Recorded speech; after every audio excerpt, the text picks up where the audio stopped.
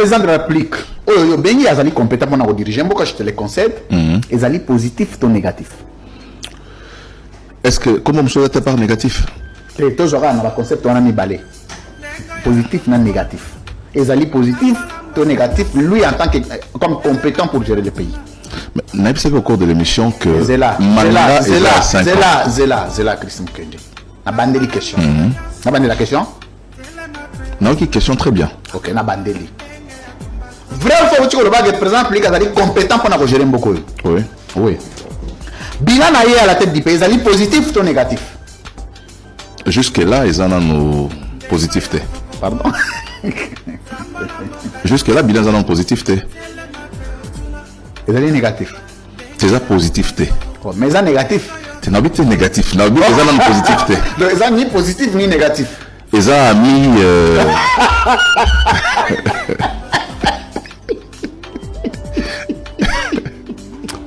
Incroyable. C'est pas vrai. Le bilan est en progression.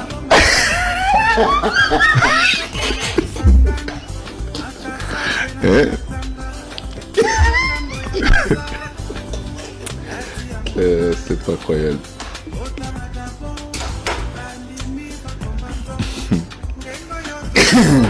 C'est pas possible. Jambe pandi basi. Par rapport à la tikaki, on a tikaki.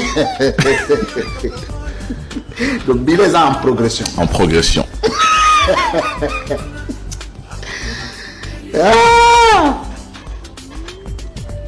Vrai ou faux lelo ozali fier ya kosenga yo moko na bato nyonso ya parti na yo ko soutenir le président de la République?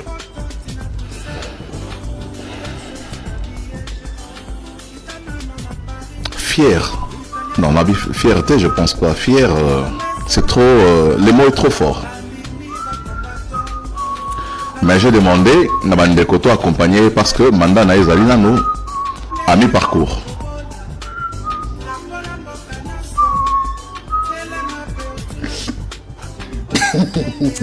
Na bande la question.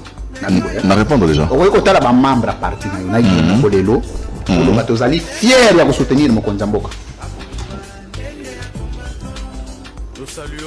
Narobi fier eza vocable eza makasi mingi. Non, parce que naza là nanu na biboye. Le verre est monté. On doit soutenir le président de la République. Oui, nous l'accompagnons. Voilà. Vrai ou faux, il y a une partie na yo, oui, ça va ta partie na yo, tu es fier de soutenir le président de la République. C'est naza fierté. Oh, Narobi, trouver mon moussou mais fier, que naza fier. moi je suis na trouver mon moussou. Te luka mon moussou. Luka ni ba mo ba extrémité. Ko luka ba mo ba extrémité te. Luka ba mo ezali acceptable. Vrai ou faux, aujourd'hui on a digne. Il y a que soutenir le président de la République, il y a une partie na yo. Nazo mona. Mais ils ont mais papa. Mais tout le monde yo siko. Na longue extrémisme. Mais tu vois non ba tu va ni da ko baluka. Vrai ou faux, tu te sens digne, toi et ton parti, d'accompagner le président? Toujours accompagner le président. Toujours accompagner le président. Tobandi que dans les jours à venir, bon. la situation va s'améliorer.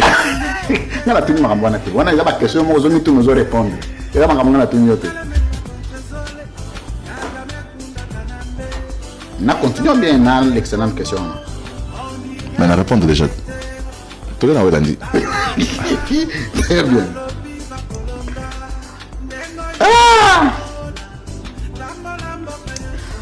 Monsieur Chris Mukendi, face à la caméra. Après avoir été dans FDC, il y a professeur Bati Lukwebo. Image ezali nango ya professeur Bati lelo, ezali image moko négative ou positive?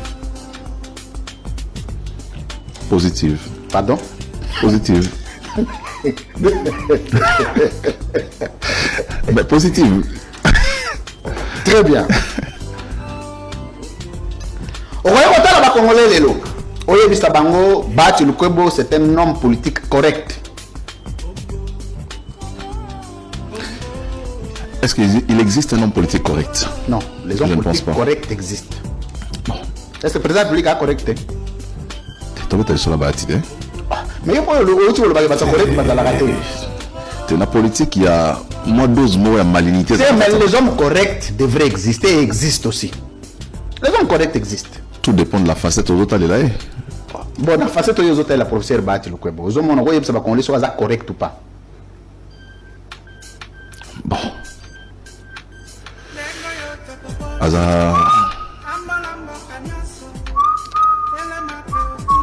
Mi-ange, mi-démon. Il y a pas de Cécile. Papier Zate. Il y a papier Zate. Papier Zali. Il y a papier.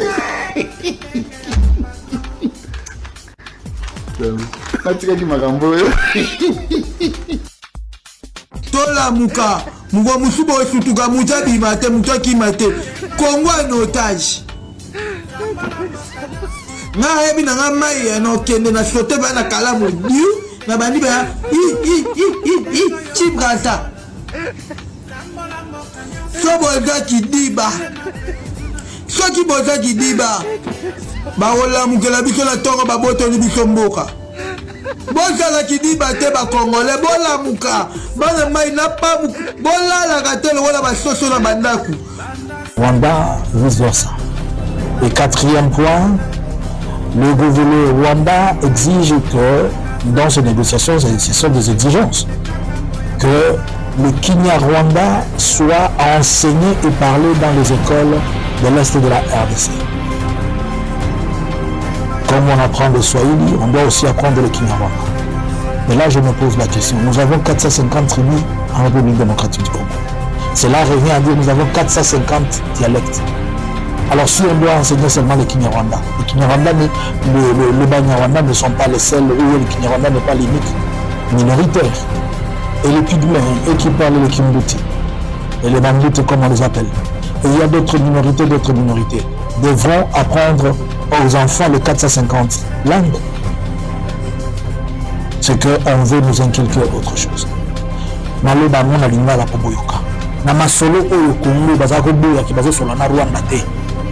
Makambo bazako solana Rwanda kuna. Rwanda ye bake na Angola, lobi ba Angola baloba nini. Rwanda esengi boye, eloko liboso. Congo esangisa basoda na basoda oyo misusu ya ba troupes étrangères ya ba M23 tout ça bakota na kati ya FARDC. Nous bato zabo ba Kabila mutu akotsa ba Rwanda. Siko awa ba dijango Félix, tant Félix a sala brassage amo. Et vous allez y mutu akotsa ba Rwanda. Il faut que la politique en Mboka, les tambola, les côté de l'Okoyutaka, les mauvaises personnes, les autres les vraies personnes.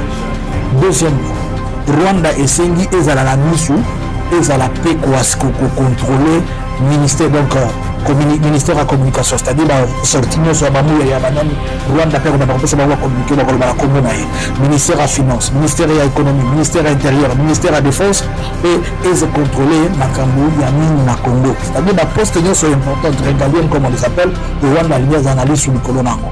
Yamine ça, Rwanda va partager gestion à Est na Congo. Le gouverneur et nord sud Kivu l'administrateur nyonso wana soki bakotia peut-être vice gouverneur ya Congo vice adjoint na yeso titulaire ya Rwanda ndenge nini Rwanda esengi ba partager administration ya Est ensemble ya mini Rwanda elobi babanda kotangisa Kinyarwanda na ba école congolaise ya Est ndenge batangisa Swahili ndenge batangisa nyonso c'est-à-dire batangisa mpe kota na cadre ya ba demande ya ba langue officielle. Est-ce que le robot a été, puisque Félix a ça le bango officiellement, que ça fait partie de notre peuple. Donc il ne faut pas, les hommes tout le ganga. Félix, à comprendre pourquoi je veux là.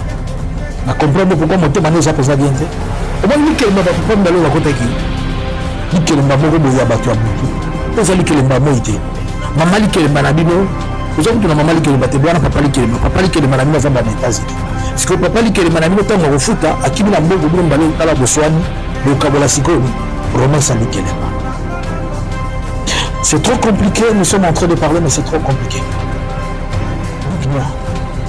L'Angola dit qu'il a donné, il est favorable pour 2 des 4 points qu'avance le Rwanda. Mais nous ne savons pas lesquels. Et je ne sais pas jusque-là quelle est la partie demander de la RDC? Qu'est-ce que la RDC a mis sur table pour demander?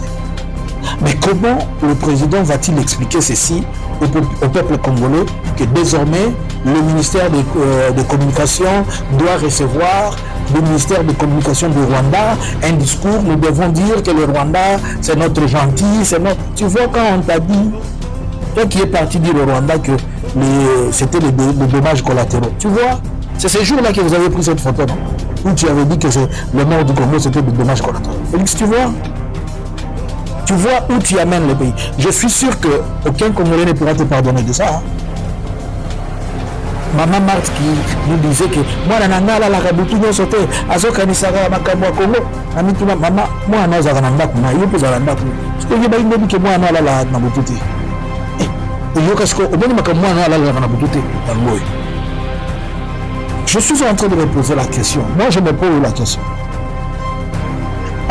À quoi la RDC va-t-elle répondre? Au brassage?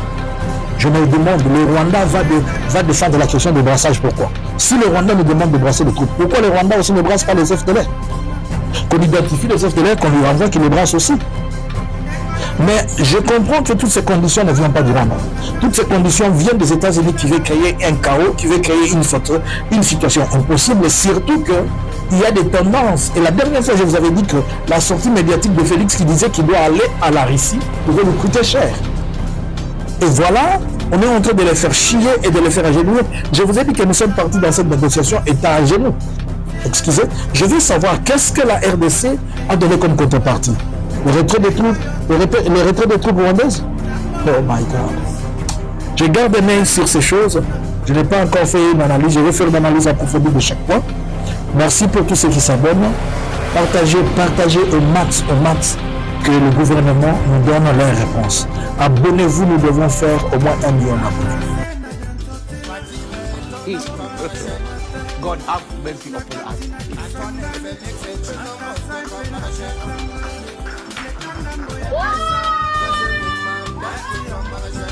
Bino population bokanisi nini motuna eza moko 6 ans après Tshisekedi akoti na bokonzi azo mérité batalela lisusu na elan oyo azwi déjà eliki ezali kakoki kobongisa maetali social na mobimba nango bolobini na likambo